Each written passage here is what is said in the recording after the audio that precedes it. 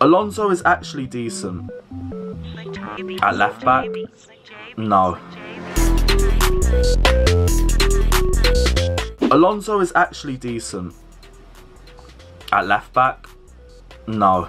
Left wing back? Yes. Left wing back, he does a madness, and it's because his job is simple. He's got to support the attack, he's got to support the defence, and he's just got to keep going back and forth for 90 minutes. It's not a simple job. I said that was simple. It's a very tough job. But compared that to being at left back, where your job is defensive, your job has to be more focused defensively.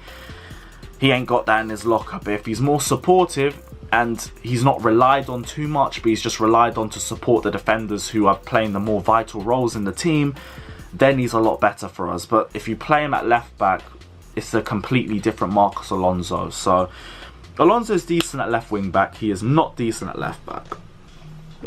Ross Barkley is actually a great player and deserves to stay for at least the next season. Overreactionary.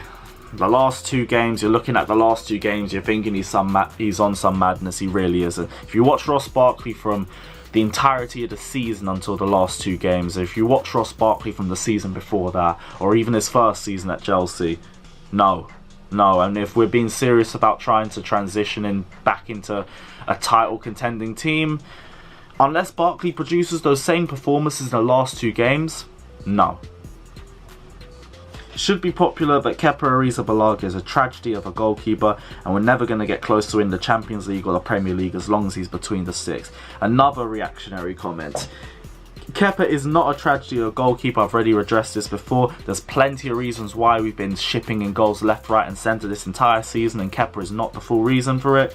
You want to say we're never getting close to win the Champions League or the Premier League, 3rd highest clean sheets last season, and Kepa basically took us to the Europa League final. So if we couldn't even get to the Europa League final without Kepa, how are you going to say anything about the Champions League? So, nah. Marcos Alonso is a criminally underrated as a footballer and may thrive more if you stick to 5 at the back like we did against Spurs. More or less answered that, but yes. Well, yes, only at left wing back, but that's it. Reece James is better than Wan-Bissaka. Going forward, yeah. Defensively, no. Defensively, Wan-Bissaka is one of the best one-on-one defenders in the league. Maybe the best, even in... I don't want to say the world, it's too early for that. But in the league, he's one of the best one-on-one defenders. You just don't get past Wan-Bissaka. And Reece James will be at that level in a couple years. I keep saying that, but only in a couple years. Right now, he's still at a solid place. He's still at a solid place defensively and going forward. But he's not at the level of Wan-Bissaka defensively, and he's not at the level of Trent going forward. He will be in a couple years. We'll give him patience, because even at right back, he's our best choice at right back so far. So no one's complaining about Reece James. And we all know the potential that this kid has. So let's not overhype him too much. But we know exactly where he's going. It's time to cash in on Kante.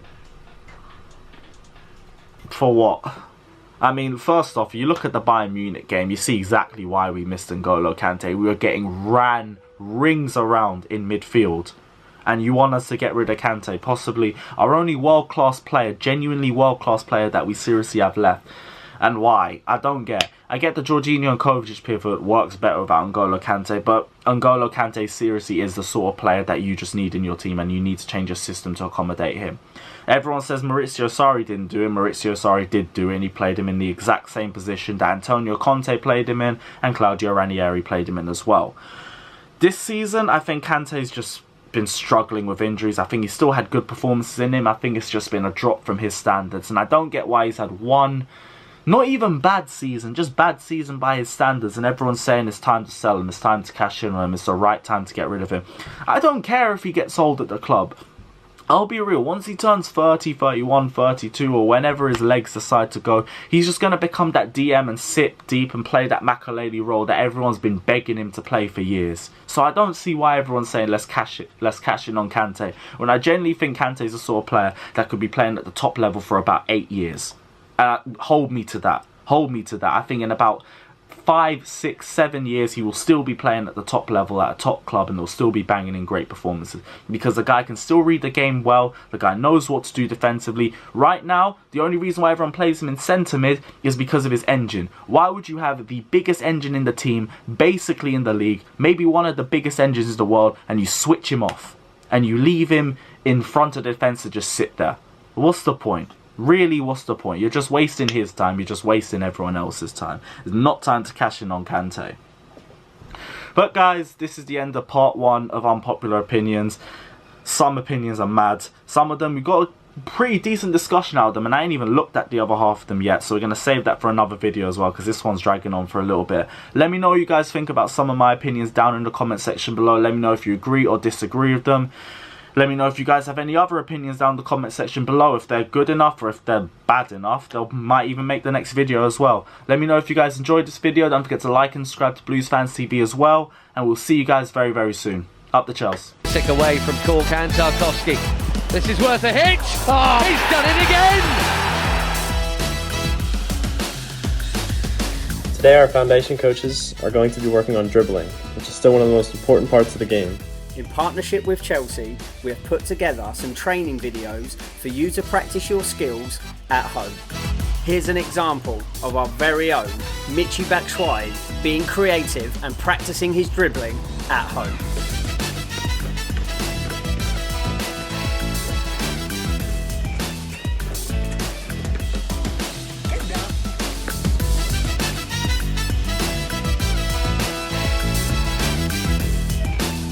I look forward to seeing your videos, and yeah, share them using #HyundaiFC.